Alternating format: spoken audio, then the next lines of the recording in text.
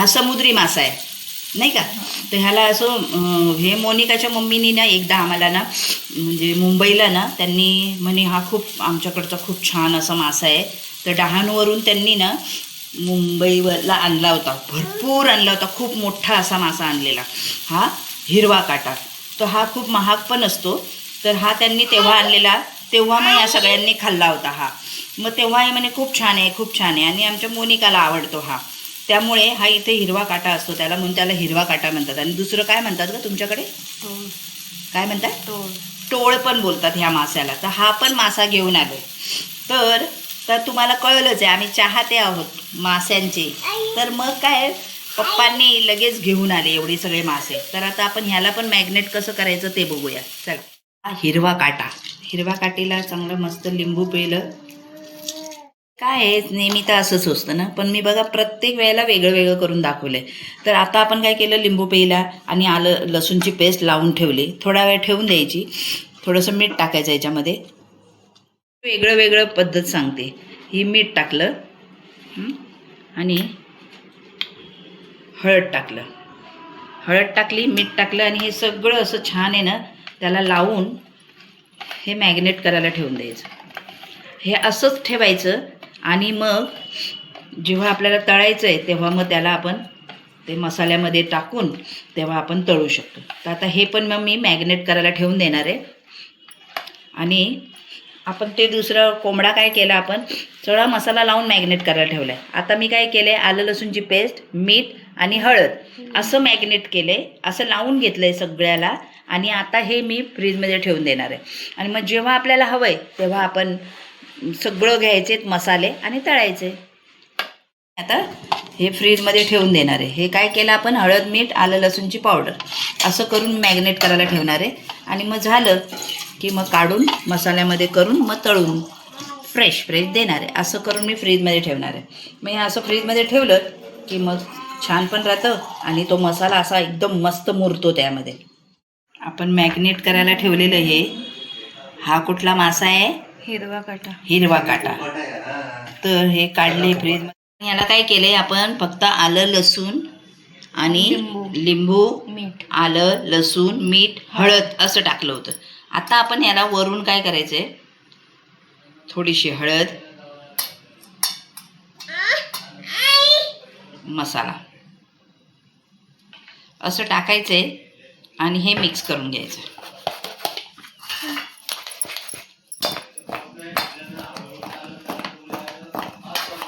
हे असं मिक्स करून घेतलं.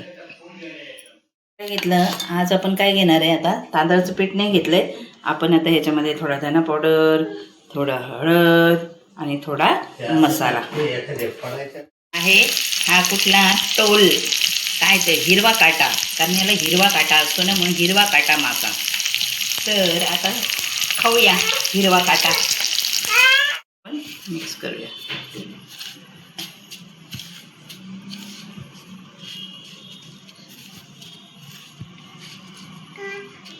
हे चांगलं मस्त हे झालं, मध्ये सोडूया.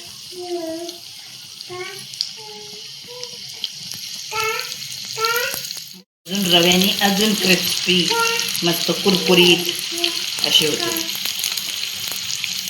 झालंय की नाही. आता ह्या पलटी करूया. हा मस्त झाला बघ आहे ना. हे असं रव्याने पण असे मस्त होतात आणि हा टेस्टला पण खूप छान असतो मासा. तळून काढलं आहे ना, किती छान झाले ना मस्त असे.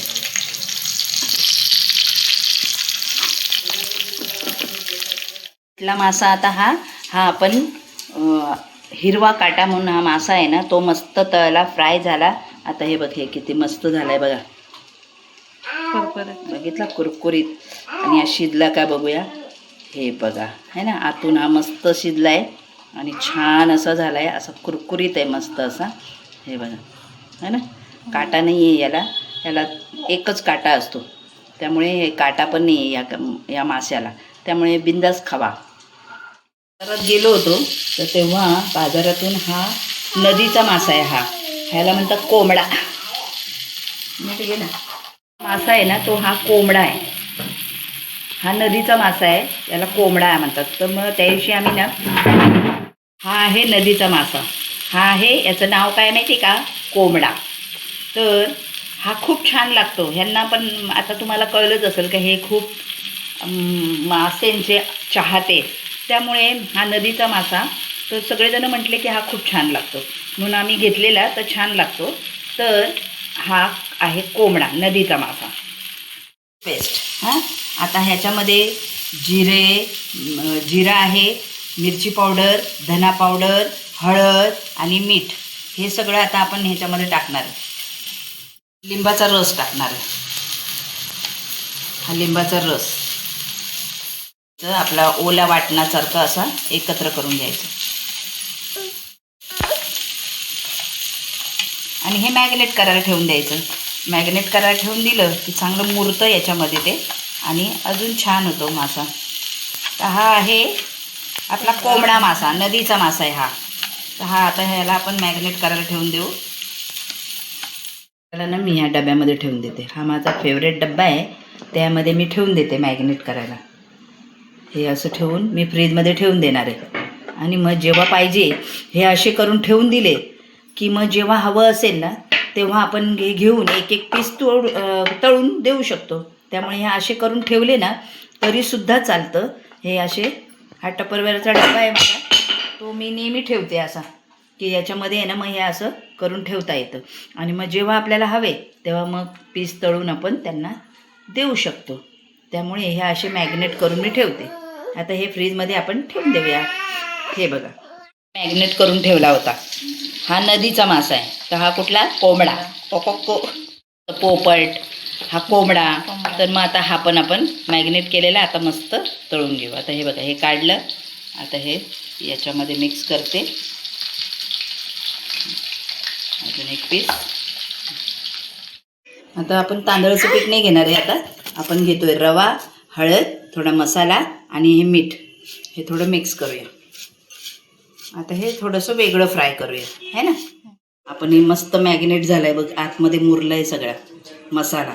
आता आपण याच्यामध्ये हा मिक्स करू रव्यामध्ये, आणि ह्याच्यात हा नदीचा मासा आहे, कोंबडा. ठेवलेत आता असे मस्त मॅग्नेट झालेत ना ते, की हा हा हा हा.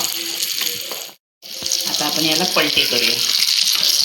हे बघा, है ना, छान झाला.